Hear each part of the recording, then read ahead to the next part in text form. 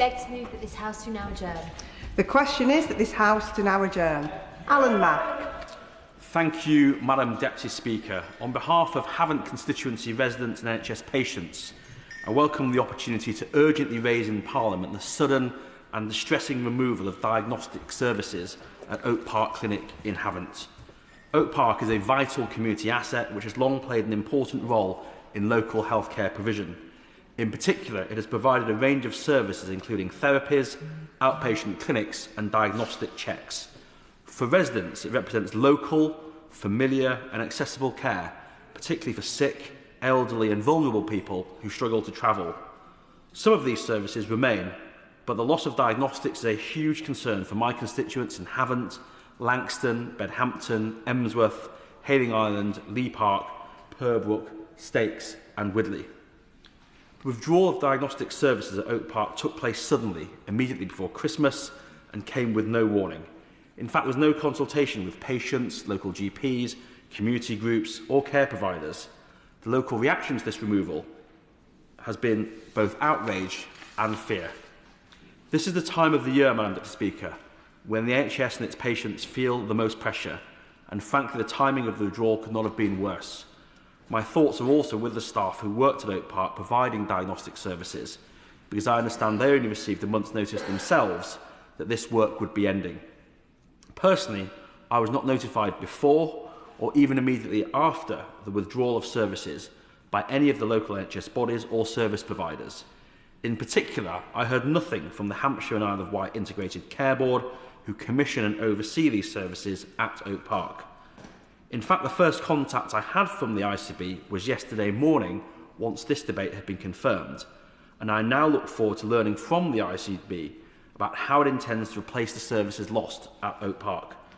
I welcome the commitment the ICB gave to me yesterday to provide what they call a strong neighbourhood model for delivering diagnostic services to the Havant constituency. I hope they deliver on that commitment, and I'd welcome the Minister's support in holding the ICB accountable for delivering it. The ICB has told me that the ending of diagnostic services at Oak Park was taken by the NHS provider and that it was not an ICB decision. But the general failure to communicate with people affected by the closure has caused widespread confusion, anger and fear. It is disappointing, Madam Deputy Speaker, that nearly 2 months on from the removal of diagnostic services at Oak Park, there is still no clear information in the public domain about the background behind the removal, no agreement about a way forward, and no news about whether temporary vision, for example through a mobile diagnostic unit, is feasible. Madam Deputy Speaker, the importance of diagnostic provision in Havant cannot be overstated. Havant War Memorial Hospital closed in September 2011, and at the time, local people were assured that replacement facilities would maintain accessible healthcare in the community. It was Oak Park Clinic that provided the reassurance that healthcare would indeed remain close to home. The message from residents, patients, GPs and the whole community is clear. Diagnostic services must be restored locally by the NHS and the ICB to a central location in the Havant constituency, either Oak Park or another suitable site. In the meantime, there must be interim provision, again in the constituency, for example via a mobile unit or temporary facilities. Local people deserve nothing less, and my campaign to get the government, the ICB and the NHS to deliver will continue. As the Minister knows, diagnostics are the gateway to treatment. Oak Park offered X-ray, ultrasound and echocardiogram services. These are basic but vital services which inform clinicians quickly about the health of a patient and allow them to decide what further tests or treatment are necessary. If these checks are delayed or unavailable, it can have appalling health consequences for patients, slowing their access to treatment or even cutting it off altogether.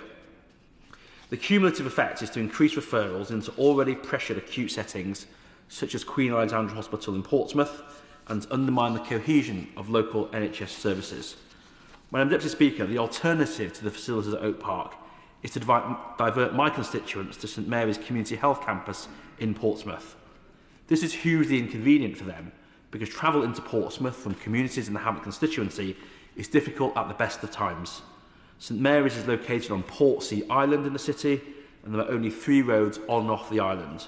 The road most likely to be used by people travelling from my constituency, the Eastern Road, has been closed in one direction for several weeks for sewer repair works.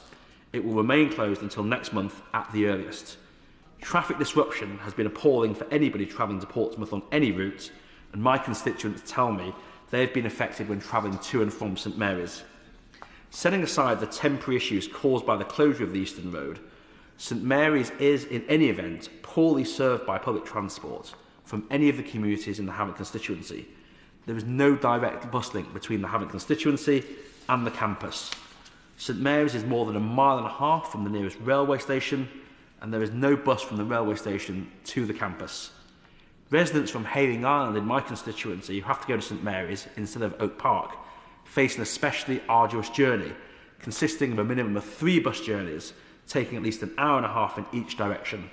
During peak periods, given the terrible traffic conditions in Portsmouth, this is likely to take much longer and risk appointments being missed. You will not be surprised, Madam Deputy Speaker, that I've been contacted by GP surgeries in my constituency expressing in the strongest terms their dismay at the Oak Park situation. The Elms practice on Hayling Island has highlighted the length and difficulty of the journey to St Mary's, as well as the additional cost of the longer journey, which many patients simply cannot absorb. The practice highlights the risk of missed opportunities and diagnoses, particularly for patients with chronic conditions. The additional stress of the longer journey for patients with already limited mobility or who are living with disabilities is intolerable. Madam Deputy Speaker, I've also heard similar concerns from the Homewell Curlew GP practice in Havant, close to the GP site, close to the Oak Park site, whose patients now face much longer journeys. The problem was also raised with me last week in person by a manager at a care home in Havant. She told me that their patients are having to spend £50 or more on a round trip by taxi into Portsmouth. This is an unacceptable state of affairs. Madam Deputy Speaker, this is not just an issue for my own constituents. The additional burden of more patients arriving at St Mary's will in fact affect people living in neighbouring constituencies who would normally use St Mary's for diagnostic checks. The loss of capacity at Oak Park is having a considerable regional impact, and it appears this sudden withdrawal of services is not an isolated example. My honourable friend, the member for Romsey and Southampton North, cannot speak in this debate as she also serves as Deputy Speaker, but we have discussed the loss of phlebotomy services from Romsey Hospital because of an ICB decision. I understand her constituents now have to travel to Southampton or even Lymington for appointments. My honourable friend has characteristically spoken up for her constituents very effectively, and I know she will continue to do so. In terms of wider NHS engagement, Madam Deputy Speaker, I have a good relationship with all my local NHS bodies, and I want to continue that constructive approach to improve patient outcomes. The loss of these services at Oak Park came shortly after I had a positive meeting with the new chair of Portsmouth Hospital's University NHS Trust, which manages Queen Alexandra Hospital in Portsmouth. This is the general hospital which serves my constituency and people across much of South East Hampshire. We had a good discussion about the importance of local provision of basic services. Whilst the Trust doesn't manage the Oak Park facility, when things go wrong with diagnosis, it is on Queen Alexandra Hospital in Portsmouth that the burden mostly falls. I successfully lobbied the last Conservative government to secure funding for the new emergency department at Queen Alexandra Hospital, which serves my constituency. However, it is already clear that even with a new ED, the hospital is facing capacity challenges. So anything that gets patients into the right care pathway first time at the earliest opportunity helps ease that pressure, and diagnostic services play a key part in that. The public see the NHS as a monolithic structure, and when things go wrong in one part, as has happened with Oak Park, constituents find it confusing and disempowering. The NHS and the ICB must put that right. Madam Deputy Speaker, I hope that following this debate, as well as securing a return of the diagnostic facilities, we can have a broader conversation about wider provision for my constituents when it comes to health. For example, an urgent treatment centre in the Havant constituency would further ease the pressure on both QA and St Mary's. I've always been clear that empowering patients helps them lead healthier, longer lives, whether it's through digital transformation or through being able to access basic timely care locally and in a convenient way. For that reason, I successfully campaigned for the Emsworth Victoria Hospital building to be retained by the NHS so it could become the new home for Emsworth Medical Practice, which is now a superb resource for all its patients. We all lead busy lives, and proximity to good, local, high-quality healthcare services is vital. I also know the GP practices on Hayling Island need better facilities, and I've been working with them, the ICB, and other NHS bodies to bring that about. But first we have to fix the Oak Park issue and bring those diagnostic services back. In closing, Madam Deputy Speaker, I have 3 requests for the Minister. Firstly, will he commit the NHS to restoring diagnostic services locally in the Havant constituency in a permanent setting as quickly as possible, whether at Oak Park or at another site? Secondly, while the permanent restoration process continues, will he support the provision of temporary diagnostic services in the Havant constituency, for example through a mobile unit or at a temporary site? And thirdly, will he meet me to discuss how the ICB and the NHS bodies can quickly move to restore these diagnostic services in the Havant constituency and learn the lessons from the Oak Park situation? Madam Deputy Speaker, I want to thank the hard-working NHS staff who provide such fantastic support for my constituents all year round, and I call on the Minister to ensure my constituents have their access to local diagnostic services restored in the Havant constituency as quickly as possible. Thank you. Minister. Thank you very much, Madam Deputy Speaker. And just before starting, I wanted to note that this policy lead is actually my honourable friend, the Minister for Health. She sends her apologies. She's not able to be here today, but I will, of course, report back to her, and I'm sure that she'd be more than happy to accept the honourable gentleman's request for a meeting for further discussions. I congratulate the member for Havant on securing this debate on the provision of diagnostic services in Havant and specifically at Oak Park Community Clinic. This is a very important matter to his constituents, and of course it resonates more broadly across communities right across our country. Diagnostic services are a critical part of our NHS, and for patients they are crucial to helping them get peace of mind about their symptoms or clarity on the next stage of their care. Reducing the waiting times for diagnostic tests is critical to achieving both our elective waiting times and cancer waiting time ambitions.